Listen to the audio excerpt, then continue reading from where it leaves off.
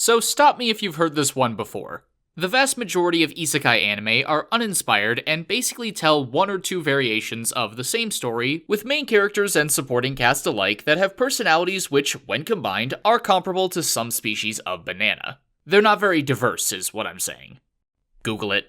Yes, it's a criticism all too common in this day and age of genre saturation, where it's unusual if a season doesn't have at least one in another world wish fulfillment foray. And well, what can be done? Surely we just have to hide behind our ongoing shonen adaptations and slice-of-life moe tales as we wait for this fad to eventually fade and be replaced with something else, right?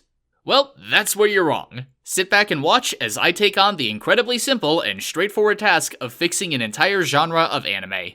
Let's do this.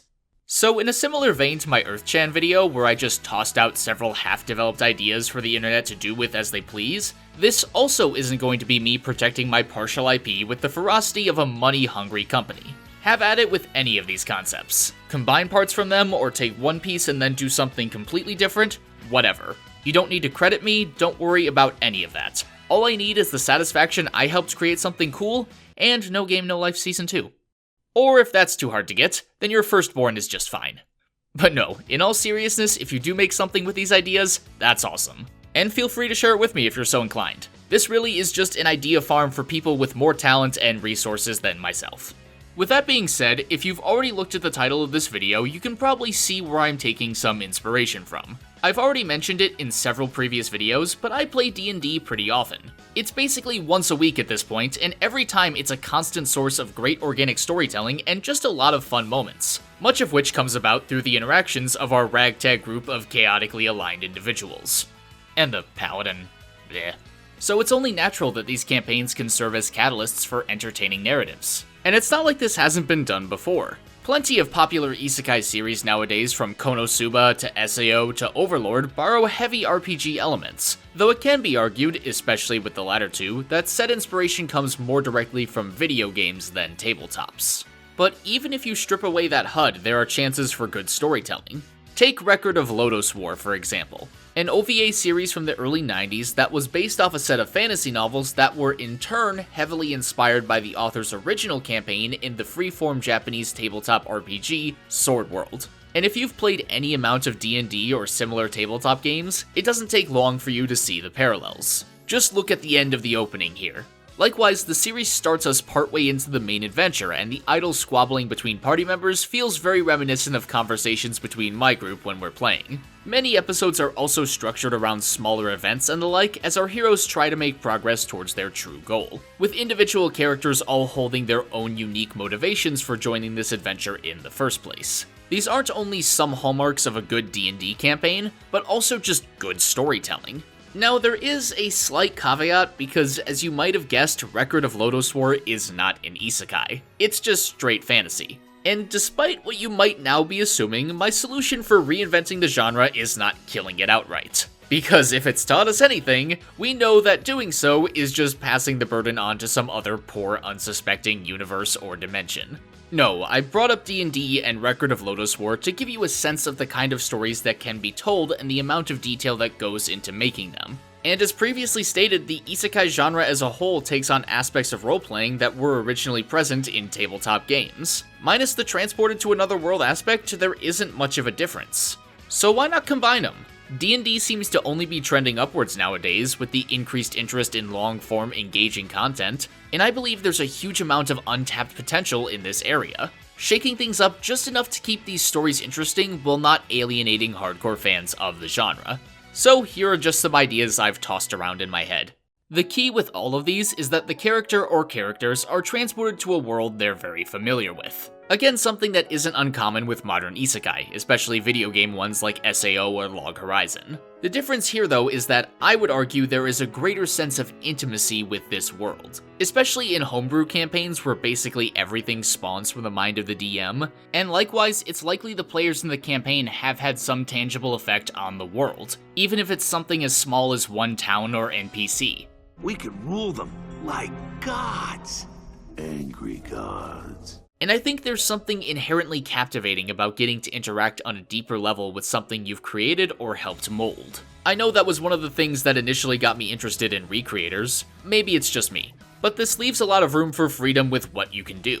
When the players are transported, do you have them take over the roles of their characters? That's one possibility. Or if you want to go a bit more radical, they don't, and they're just humans now in this world of magic and monsters and have to make a life for themselves with only an in-depth knowledge of the world. It could open the door for an interesting take on the slice of life genre. Players having to figure out what skills they have that would actually earn them a living in these medieval times. I know I'd be screwed. There's also a great opportunity to incorporate a what the f factor. You end the first season or volume or whatever with someone in the group positing, now that I think about it, what actually happened to our characters if we took their place? Hard cut to the reveal that just as they were transported into their game world, their characters were warped into ours. You could then have the next installment of the series follow the experiences of their characters in the real world, taking on a much more absurdist comedy tone.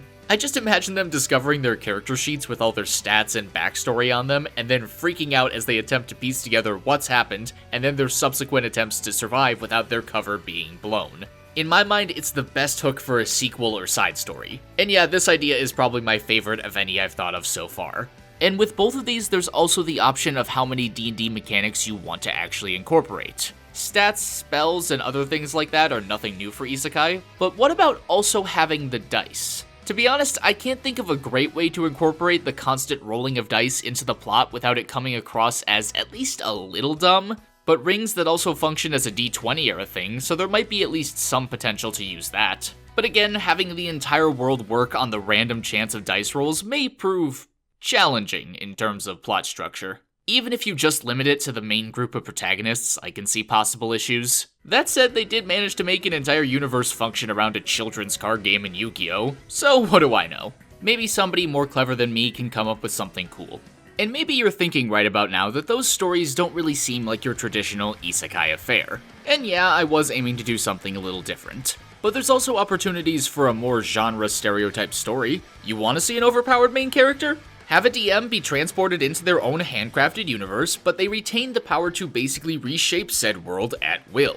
So yeah, they're basically omnipotent. But you could choose to limit that power either by showing how attached they are to the world they've created and thus don't want to alter it, or have them empathetically acknowledge the inherent evil they themselves put into this world through monsters, demons, and whatnot. But you can also just as easily strip away that empathy factor and have them be an antagonist as they mess up everything in an attempt to find a way home, leading to the heroes of the story, maybe in the form of their IRL friends, heading out to strike them down. And then maybe that was the key all along. The DM subconsciously created the heroes to kill him or her because they knew that was the only way home. Again, there's a lot of potential routes to take with this kind of plot, and I really just want to see more narratives where there's an active outside force messing with the natural fabric of the story. Princess Tutu is a show that did this really well, and it's another aspect that I think is just inherently interesting to watch because there's a lot of thought-provoking questions that arise. The nature of having an absolute power to control and how that affects you, especially when it's something of your own creation. Or you could break these ideas down even further and just have the DM be transported into their world with their notes on said world and nothing else. I can already see the light novel title for this one. Hey, I made this dumb world, so why is it trying to kill me? It'd be similar in premise to the first idea I mentioned, but the focus would be more on them trying to survive by making use of the detailed knowledge they have about the world and people in it. They know where the plot is ultimately going to go, the motivations of specific characters, and so on, so they're able to exploit that information should they choose to. I just think it'd be fun to watch the protagonist attempt to explain how they know so much, and then if the characters would even believe them if they were told. You could even turn this idea into a sort of battle shonen isekai, where the protagonist loses their D&D materials when they're transported, so they start off on a quest to defeat those now in possession of their manual, notes, dice, etc., growing stronger through experience and acquiring new abilities the more materials they get. You could definitely do some fun stuff there. A lot of these are still just half-baked ideas, and really in many ways the differences between these and traditional isekai could be judged as nothing more than superficial. But it did at least get me thinking outside the box, and I came up with some ideas that I think are at least different enough that if any of these were made into anime, people might at least give it a second glance. And heck, I didn't even address it in my scenarios, but there's nothing that says the tabletop RPG has to take place in a fantasy universe. It could be sci-fi, western, historical, or anything. I don't think isekai needs to reinvent the wheel or even the premise to still be interesting. I think it just needs to be different enough. And looking at the more popular isekai in recent years, it seems that's what people respond well to. But those are just my thoughts, and as always, I'd love to hear what you have to say. Any of these ideas strike a chord with you? Or do you have another idea for an isekai plot that you think would be interesting? Whatever they are, let me know down below. Thank you as always for watching, and an especially big thanks goes out to my awesome patrons, PenguinPandaZero, OverjoyedSoup, MVPino, James Morton, Mr. Idealist, Marbled Ranger, Spudge, Beorn, dxprog, DMAYaichi, and everyone else whose support helps make videos like these possible. Links to that Patreon, my shirts, and everything else are either down below or on the screen. Leave a like if you enjoyed the video, click that bell icon to be transported to a world of timely notifications, stay awesome, and I'll see you next time.